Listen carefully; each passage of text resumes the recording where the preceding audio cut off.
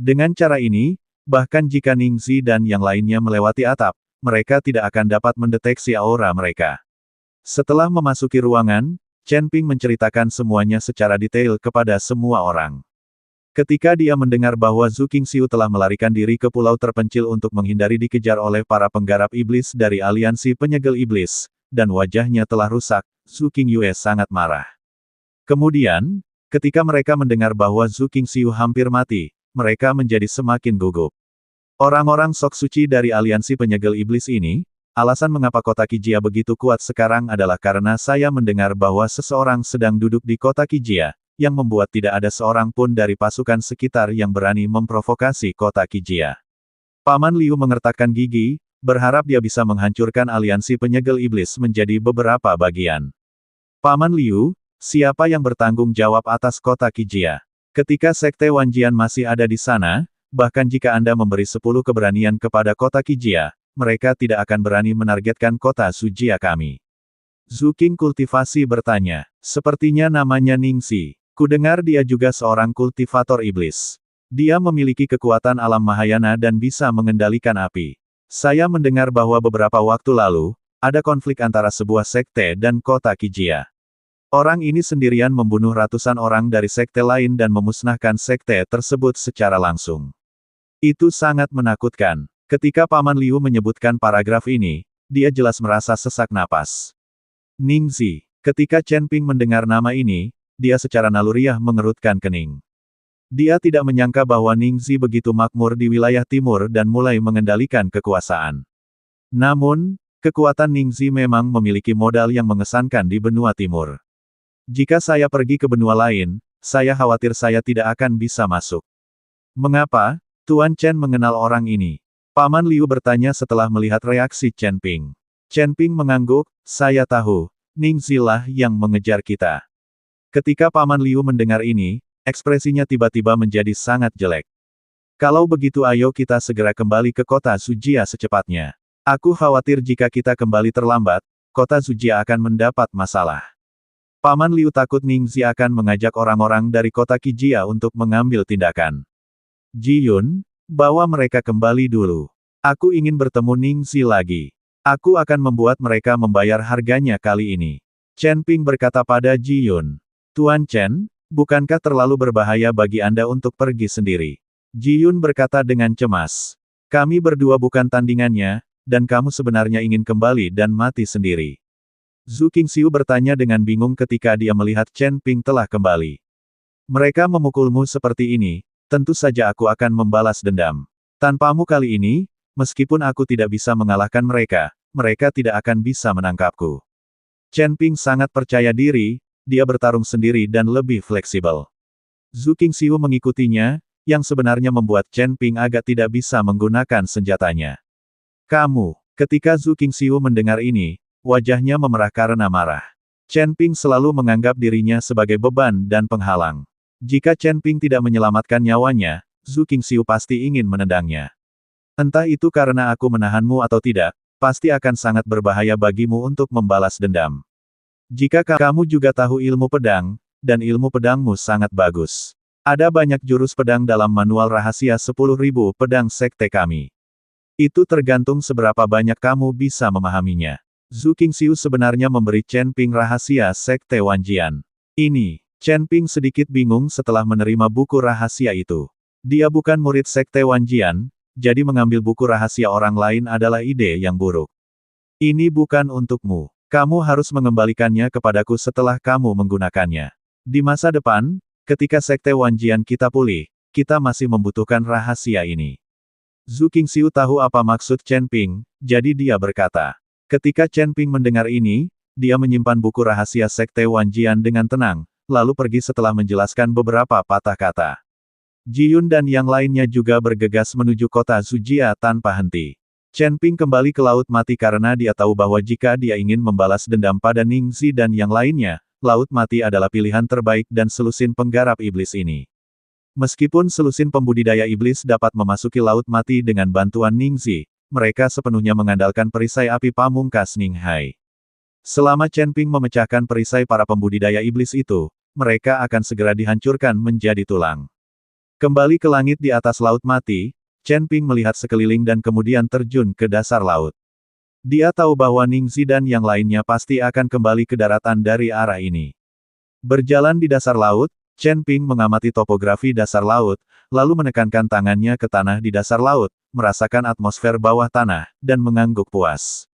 Jika aura api di inti bumi lebih kuat, air laut akan lebih merugikan para pembudidaya iblis tersebut, tetapi tidak akan berdampak apapun pada Chen Ping sendiri. Terlebih lagi, medan di sini datar, dan terdapat banyak puncak gunung di sekitarnya. Lokasi di mana Chen Ping berada saat ini, jika tidak ada air laut, akan sepenuhnya menjadi sebuah lembah. Dan beberapa dari puncak ini muncul dari laut membentuk sebuah pulau kecil. Jika Ningxi dan yang lainnya lewat, kemungkinan besar mereka akan beristirahat sementara di pulau kecil ini. Bagaimanapun juga, terbang di udara dalam jangka waktu yang lama akan menyebabkan hilangnya banyak energi spiritual bagi para beku, terutama setelah pertempuran baru saja terjadi, yang dengan sendirinya menghabiskan banyak uang. Terbang di udara dalam jarak jauh sungguh tak tertahankan. Setelah memilih lokasi, Chen Ping mulai menggambar pola formasi di kaki puncak gunung. Ada banyak gunung di dasar laut, seluas puluhan mil, dan Chen Ping ingin mengukir formasi di kaki puncak tersebut. Akhirnya, ketika formasi ini terhubung, mereka akan membentuk formasi besar.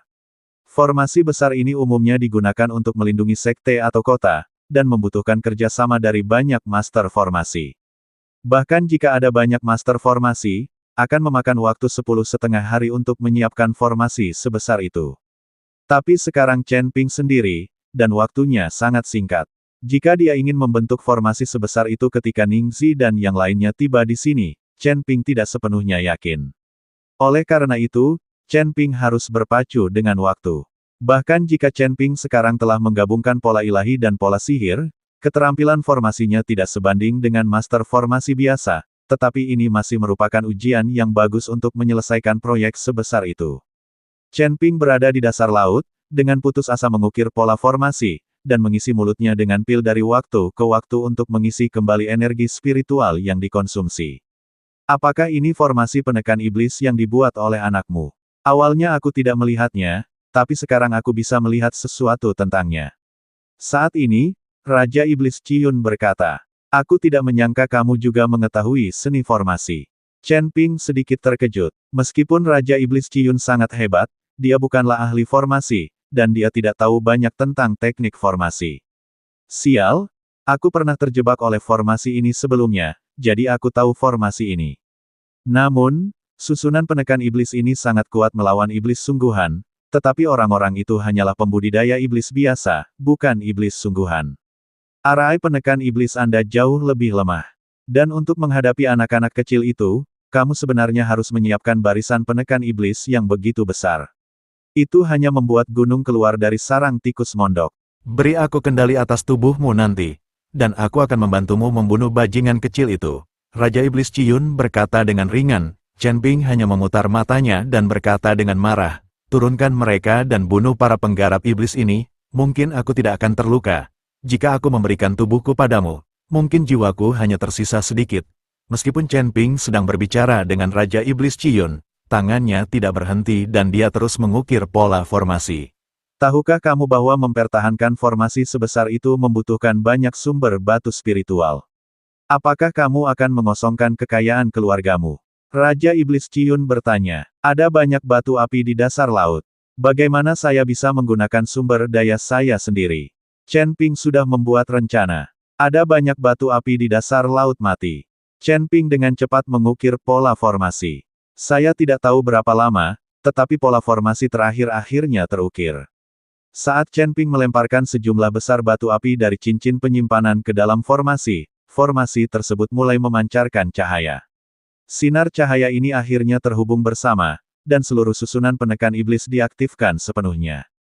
Potongan besar batu api memancarkan cahaya merah, hampir menutupi seluruh formasi. Anda harus tahu bahwa semakin banyak batu roh, semakin kuat pula formasinya. Kekuatan formasi tidak hanya ditentukan oleh kekuatan master formasi.